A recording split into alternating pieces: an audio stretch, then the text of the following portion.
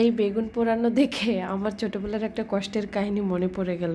আর এই মাসের শুরুতেই মানে ভর্তা ভাত দিয়ে খাওয়াচ্ছ, ব্যাংকের বউ হয়ে লাভ কি হলো। শুভ সকাল সবাইকে, আশা করছি সবাই অনেক ভালো আছেন। ডিম খাওয়া হলো তোমার? খাওয়া হলো? ডিমের তো ভর্তা বানাই দিছো তুমি। হ্যাঁ, এই ডিমের ভর্তাটা কে কে খাবে শুনি আমি এখন। কে কে খাবে?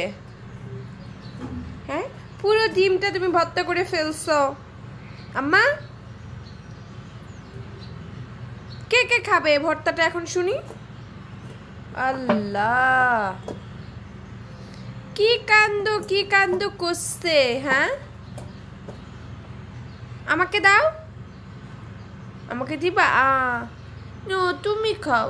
ও তো বড় হও, তুমি খাও। হ্যাঁ, তো বড় হও। ওই যে বাবা দি, থ্যাংক ইউ মা। টাটা দাও। ওই যে বাবা, মাশাল্লাহ মাশাল্লাহ পরিতা রে। মেয়েকে খাওয়ানো শেষ করে চলে আসলাম কিচেনে। আজকে আমি বেগুন আর টমেটো সুন্দর করে পুড়ে ভর্তা করব। এই পোড়া টমেটো বেগুনের ভর্তাটা আমার অনেক বেশি ভালো লাগে। আজকে বেগুন পোড়াইতে এসে আমার ছোটোবেলার একটা কথা মনে পড়ে গেল। আম্মা একবার, আমি তখন 8-9 এরকম হবে আমার বয়স, আম্মা বেগুন পোড়া দিছিল উঠানে। তা আমি আবার ওই আগুন খুঁচাইতে দেখতেছি কি বেগুন বের হয়ে আসছে, নিয়ে আমাদের বাসায় যে কুকুর ছিল এটাকে দিয়ে দিছে। আর আম্মা আমার এমন দৌড়ানি দিছিল, মানে ভয়ে সারাদিন আর লিটারেলি বাসায় আসিনি। তবে আজকে টমেটো আর বেগুন কিন্তু একসাথেই আমি ভর্তা করব। এই দুইটার কম্বিনেশন একসাথে জোস লাগে। তারপরে এদিকে এই যে বেগুন পোড়ানো হচ্ছে, আর এদিকে ধনিয়া পাতা, পেঁয়াজ, মরিচ। তবে আজকে কি কাঁচা মরিচ আর শুকনো মরিচ দুইটাই একসাথে মিক্সড করে ভর্তা করব। এই দুইটার ফ্লেভার জাস্ট অসাধারণ আসে। এই যে বেগুন আর টমেটোটা সুন্দর করে পুড়াই নিছি, এখন এগুলা ক্লিন করব। আর এখানে যে ডিম ভাজার জন্য মরিচ পেঁয়াজ কেটে নিছি, সব কিছু রেডি করে নিছি। এখন ডিম ভাজার জন্য একটু হলুদ লবণ দিয়ে সুন্দর করে মেখে নিব। এটা এখন কয়েকটা শুকনো মরিচ ভালো করে ভেজে নিব, একদম মচমচ করে।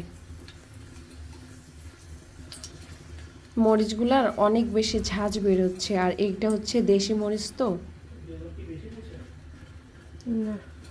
ওই যে ওইদিকে মিশকার আবু চিল্লাই বলতেছে যে মরিচ কি পুরা লেগে গেল নাকি, এত ঝাঁঝ বেরিয়েছে কেন। শুকনো মরিচ ভাজলে তো একটু ঝাঁঝ বেরোবে, বেচারা এটা বুঝেই না।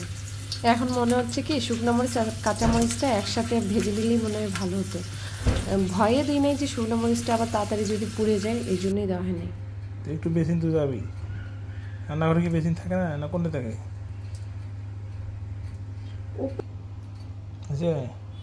এত হইছে লাগাইছো কেন? দেখতেছো না বেগুনটা ক্লিন করতেছি, হইলে তো খাইতেই দিব নাকি। আচ্ছা যাও, তুমি গিয়ে শও, আমি হইলে তোমাকে ডাকতেছি, যাও। রান্না করতে করতে জামাইয়ের সাথে এরকম মানে ঝগড়া খুনসুটি করা একটা অন্যরকম ব্যাপার, আমার কাছে বেশ ভালোই লাগে, জমে যায়। তোমার বয়স কদিন, তুমি কি জানো রে।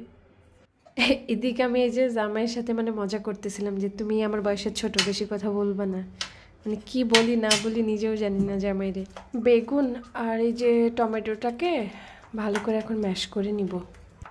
একটা গেদি চিংড়ি আছে সামনে, হ্যাঁ আমি ইচ্ছা করে সুযোগ ব্যাখ্যা দিন হয় কি, এটা পুরা কাদাই মানে দেখি ঘিন লাগে। হ্যাঁ, ডিম ভাজা, ডিমের বিভিন্ন ভাজা ওইলে খেলে, ডিম নিয়ে খেলে, ওটা দিয়ে ভাই লেবে। হ্যাঁ দেখবে আসছে তো কারাই দেখলে। আমার জামাইয়ের কথা আপনারা কি বুঝলেন? এই বেড়া আমার ভিডিও বাদে সবার ভিডিওই দেখে। মাস শেষ না শুরু? কেমন মাস শুরু, আর এই মাসের শুরুতেই মানে ভর্তা ভাত দিয়ে খাওয়াচ্ছ, ব্যাংকের বউ হয়ে লাভ কি হলো? তুই কয়া তো গরিব ব্যাংকার। সরিষার তেলটা দাও এখানে।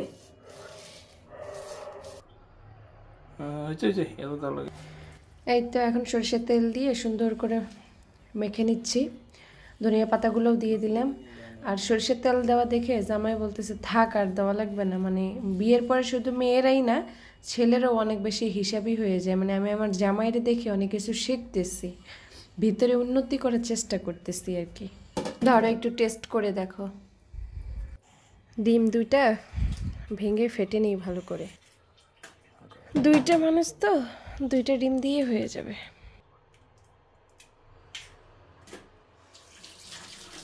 ডিমের মধ্যে হলুদ বেশি হইল নাকি, না ক্যামেরা এরকম আসতেছে?